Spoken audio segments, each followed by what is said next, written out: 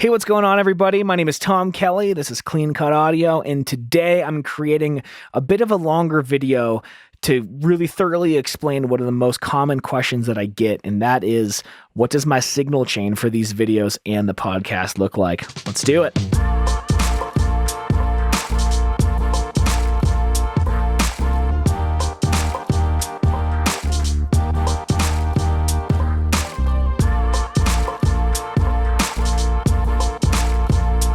So for anyone that doesn't know, a signal chain is pretty much everything that happens in between an audio signal being recorded and then being reproduced on the other end through speakers or headphones. I'm going to quickly run through the gear just really quickly, but the rest of it is going to be what I do in Pro Tools to process, mix, master the signal. Very quickly, I have a Shure SM7B that I got used from Guitar Center quite a long time ago. I've got some cables that I made in college in one of my classes. Couldn't tell you anything about them anymore. I don't remember the gauge or the connectors or anything, but it's like 100-foot cable. It's super long. I'm running it into an Apogee Ensemble interface, and that is going into my computer. So pretty simple, not a lot going on. There's a lot of other stuff plugged into my interface for other different rack effects and processors, but I'm not using them right now. I'm recording a raw signal. Now into Pro Tools, which I usually record in 24-bit 48 kilohertz sampling rate. I had to downsample it for the purpose of this video since my screen recorder can only do 44.1, but that's totally acceptable for podcasting. So this is what my Pro Tools session looks like when I do the show, my regular show, Reminiscent, with my best friend. It is my signal on top, his signal below, and his signal chain, just for those wondering, he has a Shure SM58 dynamic microphone with a Guitar Center live wire cable 20-foot into the new Mo2 M2 interface, going USB into his computer into GarageBand. He then Dropboxes me the files. We record a double ender. I have a video on that if you're interested. So that's how we record from across the country. My signal is independent from his, and again, mine on top, his on bottom. And we can see these are all the plugins here. They're happening. The signal chain starts at the top left. It goes down on this track and then on to the others here. Now, what I tell people is in my signal chain, there is a lot doing a little. I have 2 stages of EQ, 1 automation, 2 compressors on each track, and then I have EQ on a mix bus, a compressor, a limiter, and then another limiter on the master. There's a lot, and I'm going to run through this quickly. First of all, the routing of my track is, these are the only vocal tracks right here. The rest is music. This is music that I recorded for my old band. And what I do is, since the music is already mastered and doesn't need any effects on it, what I do is I send my music to the master fader, which doesn't have anything on it, a brick wall limiter that's not catching anything, so it's not affecting the music at all.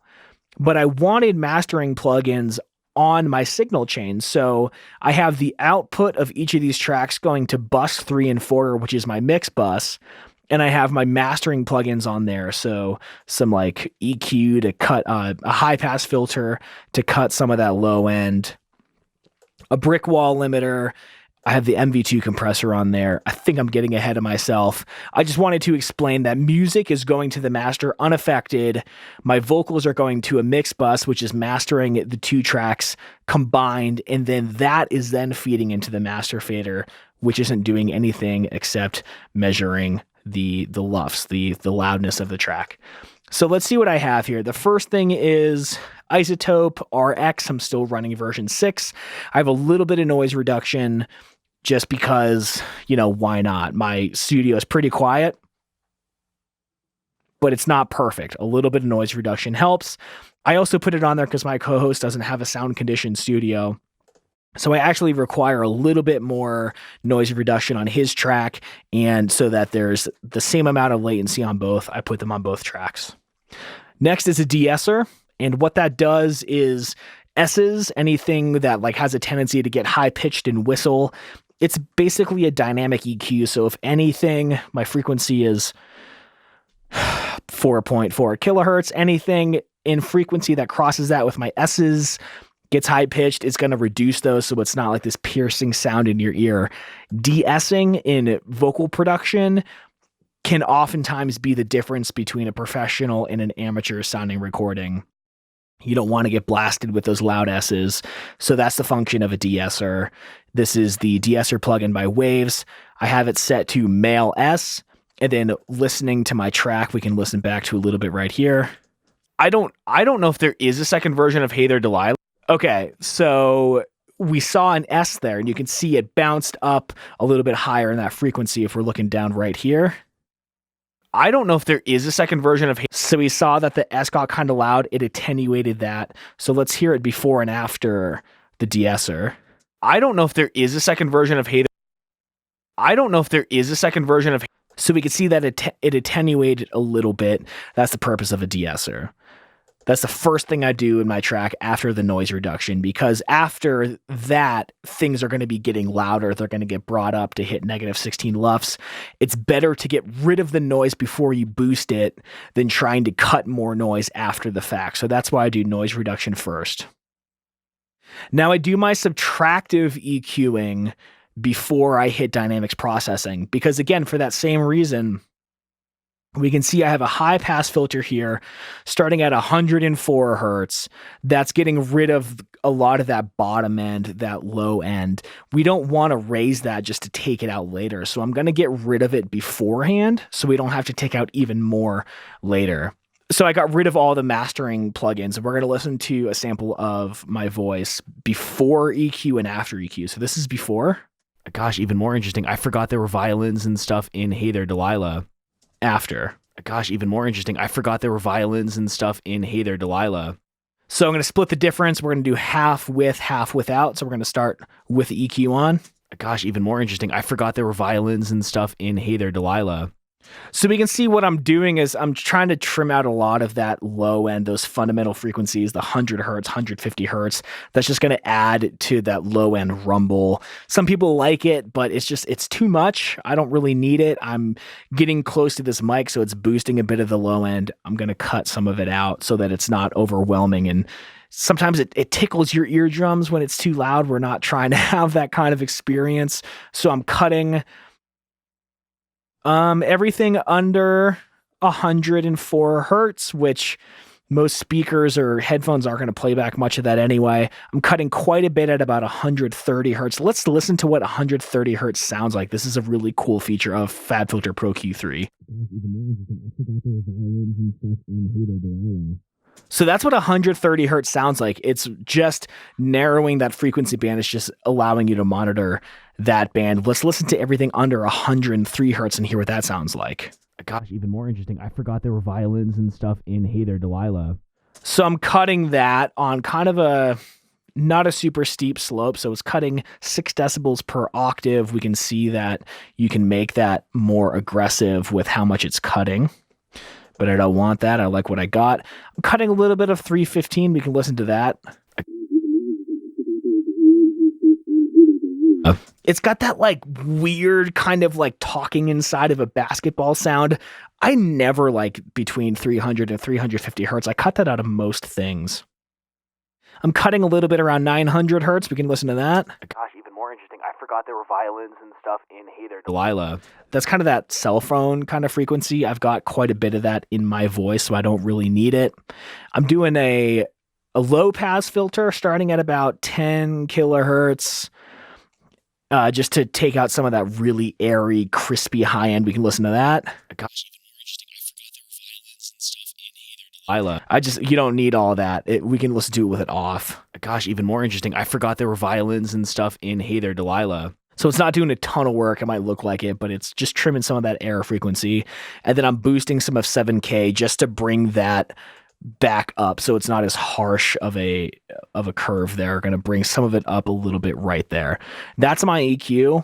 I mess with that every single week. That is the thing that I spend the most time on because I can never seem to get something that I like. I agonize over the mix of my voice. It never seems right. It's hard, man. Audio, when you really, really start to hear it properly and appreciate it, the harder it seems to get it exactly how you want it. That's kind of the fun of it, kind of the frustration, but that's my EQ. That's my subtractive EQ. I'm not adding anything there. Next, I use Vocal Rider. And all this does is it limits that dynamic range. I put out a video recently about the basics of compression. You can check that out. I'll put a link in the description and a card above so you can look at that. It is really what this is doing is it's just boosting any really quiet parts. It's bringing it up more to match the louder parts. So I'm not a super dynamic speaker. We can see here, maybe this portion, it's going to get a little bit below the threshold. It's going to boost that up a bit. But I find Vocal Rider by Waves to be a very transparent way of limiting dynamic range without having to hit it with so much compression. From here, I'm going into the CLA2A plugin by Waves, which is a emulation of the classic LA2A hardware compressor. It is a very beautiful compressor for vocals, for bass guitar. Now, what this is doing is it's a very fast attack. It's not doing a ton of work. We can see Wait Until This Morning.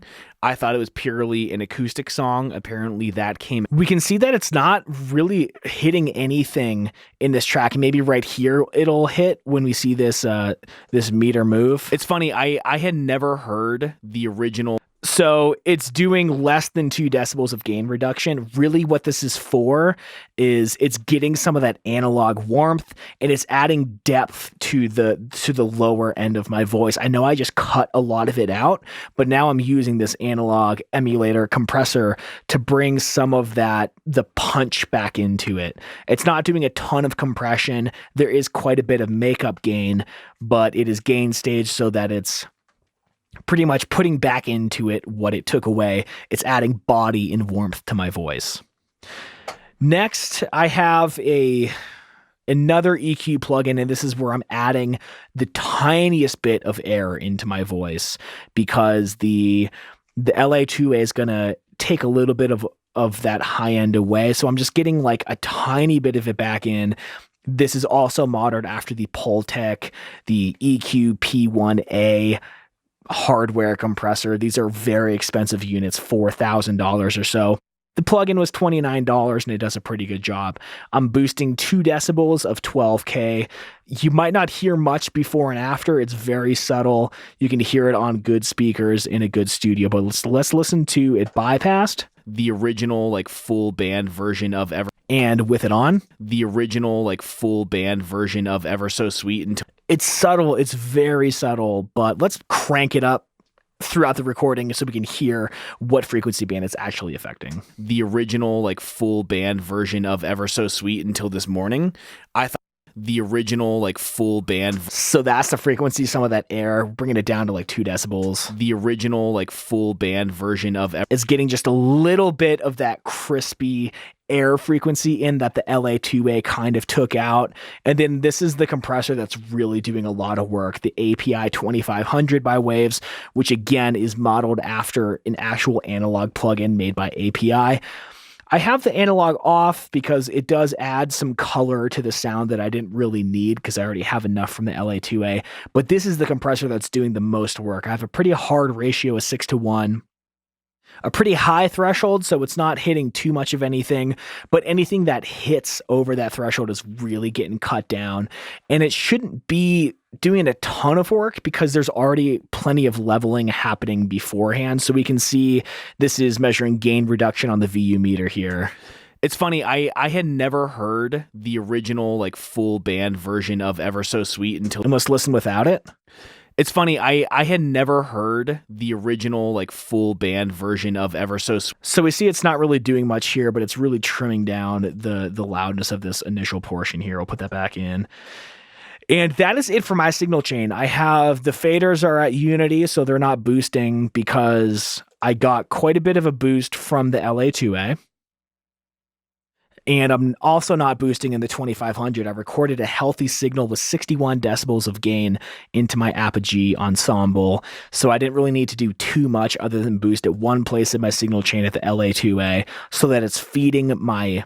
Basically what's happening is the vocal rider is feeding an even signal to my LA2A. The LA2A is then feeding an even heftier signal into the API so that the API 2500 is just trimming off that high end. And then from here, it's sending this track into the mix track, which has a little bit of noise reduction on it again, because any analog emulated gear just adds noise. So we're taking a little bit of that noise away. We are trimming off some more of the low end, everything under 53 hertz. I got the L2. It is a limiter. The original. So again, this isn't doing much either. This is just anything that gets like obnoxiously loud. It's really cutting it down a little bit. And then the MV2, this is experimental. It is doing like low end compression and high end. So again, this is bringing up the quiet stuff. It's crushing down the higher stuff. I'm really trying to get my dynamic range to 4 LUFS is what I'm looking for. It's, to me, that's been the sweet spot of not too much compression, but not too little so that you don't want to be turning your podcast up and down. You want to leave it at one level, have it never get too loud, have it never get too quiet. And I mean, some people would say they'd look at this and there's 5 stages of compression. They'd say, dude, that's way too much. But if you look at my chain here, I mean, none of it's doing really that much. I mean, we can try to look at everything all at once here and see what's happening. We've got the denoise de-esser.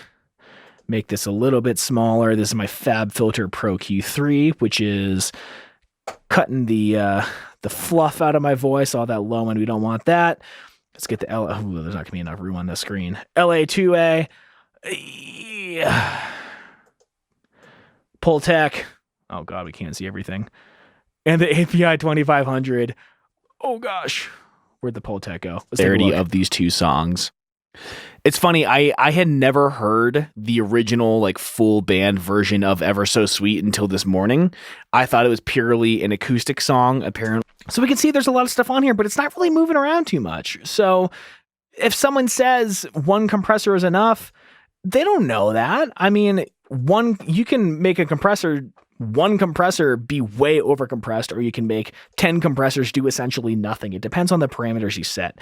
If you don't know how to set the parameters on a compressor, I've got several videos. I'll put a link in the description. But this is my signal chain for my co-host. It's very similar, but his EQ curve is a little different than mine. Let's take a look at each of our EQ. So let's compare and contrast here. First of all, let's make my screen a little bit bigger. So what is the difference here? I start cutting his at 137 hertz, whereas I start cutting mine at 103. They are by the same bandwidth here, the 6 decibels per octave. He requires more low end to be cut out because he is on a different microphone that has more low end in it. Now, he doesn't have this like really kind of grating high end air frequencies that I do. So I don't need to cut out as much. You see there's no low pass filter here. I'm cutting a little bit between 1 and 4 kilohertz, which is the presence range of the voice, because his voice gets a little crispy, and just cutting a little bit out, less 2 decibels. And, I hope that shows that each voice requires something different. So if you were to ask me, hey, what should I EQ my voice to? I don't know. I got to hear it. I gotta really get it in my ears. I got to play around with the EQ plugins and get a glimpse of what it needs, because every voice, every microphone, every signal chain requires something different. So there's no just one size fits all answer, especially for EQ. It depends on too many things. Now, Pat's signal chain, it gets boosted quite a bit more, and that goes to the mix bus, which masters it. So each of the 2 tracks here, these are mixed separately, separated from each other, and then they all go together to this mix bus to get leveled together, to get EQ'd together, to make it sound like a cohesive thing. And then it goes to the master, and you print it that way. And again, it's a lot doing a little. It's not too intensive. I mean, you don't need the same tools that I have to make a podcast sound good. This is what I did last week. This isn't what I did 2 weeks ago. It changes every single time. I just got the whole Steven Slate plugin sweet. So I have so many things to play with. I have so many EQs, so many compressors now. I can't wait to dig into all the stuff that's there. It changes every week depending on how I feel. I'm never quite happy with it, but this is what's so fun to me. It's there's so much to play with, so much to do, and I really enjoy the process every week. If none of this made sense to you, let me know in the comments, and I can definitely make some videos to help further explain the areas of confusion. Hopefully this gives you some ideas of, someone might have told you a rule of never compress more than 4-1. Well, I compress 6-1, but the threshold is low. So break the rules, man. Try new things. Try, having one EQ for cutting, one for boosting, do them separately, do them in different stages. EQ before compression, EQ after compression. Really get experimental and listen to how the signal is affected in real time, which I know you can't do with Audacity. There are many other options out there. We should try to learn audio in real time. It's super important to really figure out what you're doing. You got to have real-time processing. You have to hear your adjustments immediately, not after 4 minutes when you already forgot what it sounded like before. Let me know if you like this video. I have other stuff that I can teach about my process. I know it's a bit longer. Maybe some of you are confused, but it's not super complicated stuff. It might look like a lot. It might not look like a lot, but right now for me, this is working and it's subject to change at any minute. We're recording our 150th episode tomorrow. And this is the 150th iteration of a mix that I've had on my podcast. It's always something different. If you have any questions, reach out to me, hello@cleancutaudio.com. I'll be happy to try to answer any questions that you might have.